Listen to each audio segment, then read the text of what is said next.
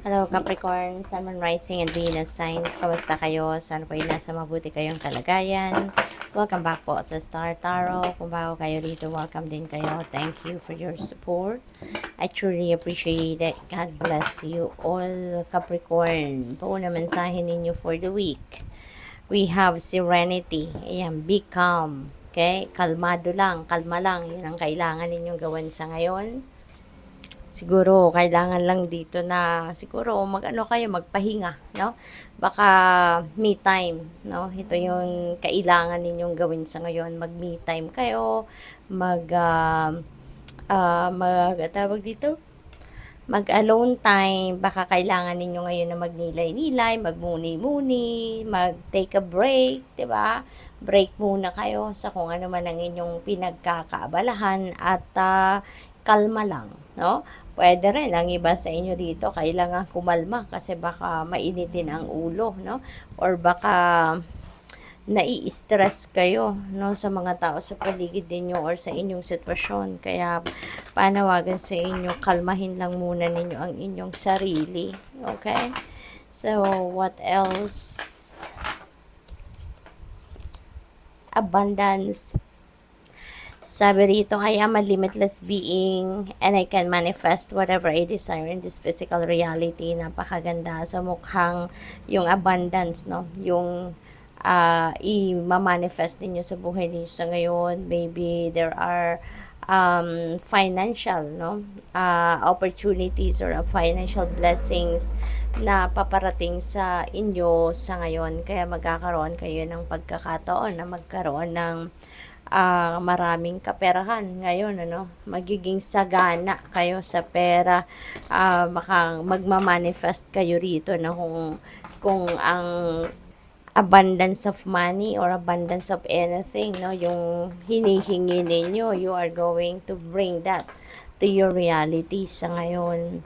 So, good luck sa'yo. So, tignan natin, may iba ngayon yung ano natin, yung reading for the week, no? Let's try this. So, tignan natin kung ano ang inyong situation sa ngayon. Ayan. So, this is your situation.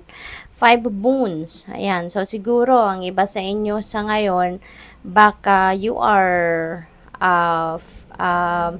experiencing financial hardship, merong financial constraints, siguro baka marami kayong kailangang bayaran, mga bills, financial obligations, baka meron kayong kulang, no, sa mga pambayad, pwedeng ganon.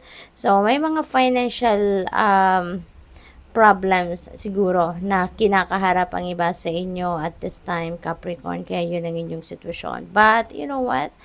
Don't worry. Kasi 'di ba, meron tayong abundance dito and this abundance is abundance of money, abundance of anything, material things, no, na maaaring dumating sa buhay ninyo. Kaya pwede, no, na ito ay magagamot ng abundance na to. Kaya wag kayong mag-alala, wag kayong mag-worry.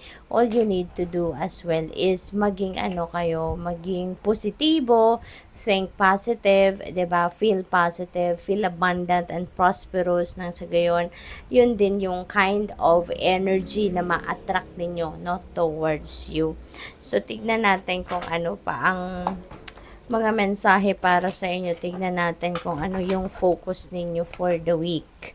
We have 2 of boons. Ayan. So, maybe, no, you are going, talagang, since meron kayong pangangailangan sa pera, kaya siguro magiging focus ninyo sa ngayon is trabaho, pagsisipag, 'di ba?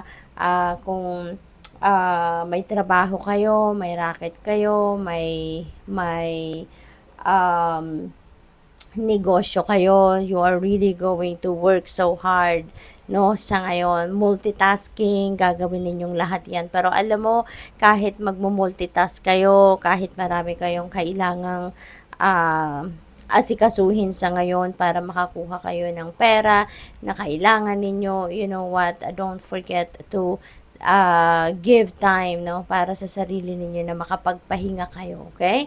Okay lang maging masipag, okay lang maging matyaga, maging, alam mo yun, mag-effort kayo ng bonggang-bongga, pero kailangan din ninyo na magpahinga, okay? Bigyan din ninyo yung inyong sarili ng pagkakataon para makapag-replenish kayo ng lost energy, kaya para may balanse pa rin ang buhay ninyo, okay? Kailangang magsipag, oo, pero hindi to the extent na mako-compromise na yung inyong kalusugan, okay? So, what is your expectation for the week? We have the White Heart, ayan. So, siguro, no, related, napipick up ko, related pa rin ito dito sa pera, sa sitwasyon ninyo rito.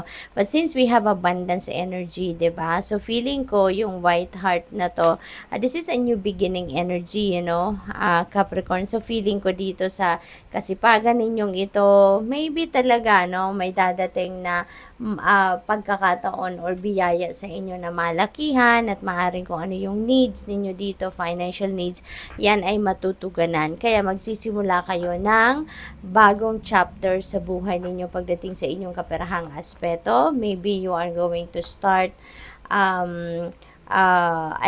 new landscape, no, sa buhay ninyo pang kaperahan. So, maybe pagdating ng abundance of money na ito or material things, magsisimula kayong baguhin ang inyong sitwasyon, ang takbo, kumbaga, ng inyong kaperahang aspeto, no? So, pwedeng ganun ang ganap dito for some of you. Pwede rin ang iba sa inyo rito is going to start a new job, diba? Or a new career path, a new business venture, or pwedeng magsisimula kayo ng bagong money path. So, pwedeng ganun din ang ganap. Anong advice sa iyo sa ngayon ng Spirit for the week? Holy moly, Keeper of Moons, napakaganda.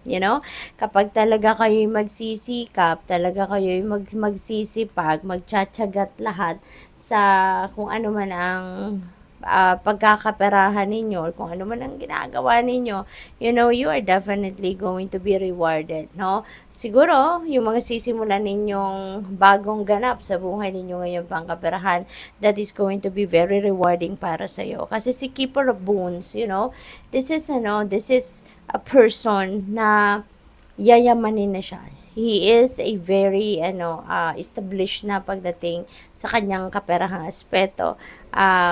Mayaman na siya, marami na siyang ipon, ganun siya, very prosperous and abundant na siya, very successful na siya sa kanyang money, career, and finances. Kaya most likely, ito talaga, no, yung magiging bunga ng inyong pagtatrabaho, no? Ngayong super sipag kayo, magtsatsaga kayo at lahat, you're going to put more effort or extra effort, no, sa inyong mga trabaho, pagkakakitaan, ganon. So, maaaring ito yung magiging reward ninyo. Magiging established na kayo pagdating sa inyong kaperahang aspeto, no? So, from here, makakarating kayo rito sa pag-asenso ng bonggang-bongga, no? So, keep persevering, no? Kasi 'di ba kapag may tiyaga, may nilaga, 'di ba? So, anong outcome ninyo sa ngayon? We have strength. Ayan, magiging matatag na kayo. Matututo kayong maging matibay ang inyong loob. Kasi 'di ba, this is hardship, this is difficult situation pinagdadaanan ng iba sa inyo, but matututunan ninyong matututo kayo ditong magpakatatag, matututo kayong maging matibay ang inyong kalooban, so which is really really good. At mahaharap ninyo, no, sa future, no, kung ano man ang mga hirap na maaring pagdaanan ninyo, parang easy peasy na lang yan sa inyo kasi matututo na kayong magkaroon ng maging resilient at saka sa mga pinagdaanan ninyo sa buhay na hirap, you will develop strength, marami din kayong wisdom na papupulot dyan, lessons, no? Kaya kahit ano man ang dumating pa ng mga problema sa buhay ninyo, hindi ninyo na to iindahin kasi mas marunong na kayo, mas marami na kayong natutunan, no? Kaya alam na ninyo kung paano ina-navigate ang mga problematic situations. So, ano ang final message ninyo for the week? we have 8 of Wands. Ayan, things are going to move in a fast pace sa ngayon. So maybe yung pag-asenso ninyo baka biglang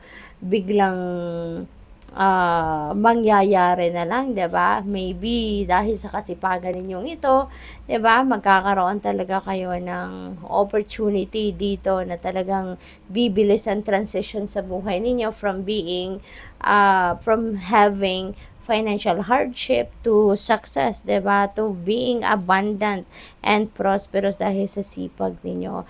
At kapag nagte-take action kasi tayo, Capricorn, 'di ba? Pag nakikita 'yan, no? Nakikita 'yan ng universe na nakikita niya yung pagsisikap ninyo.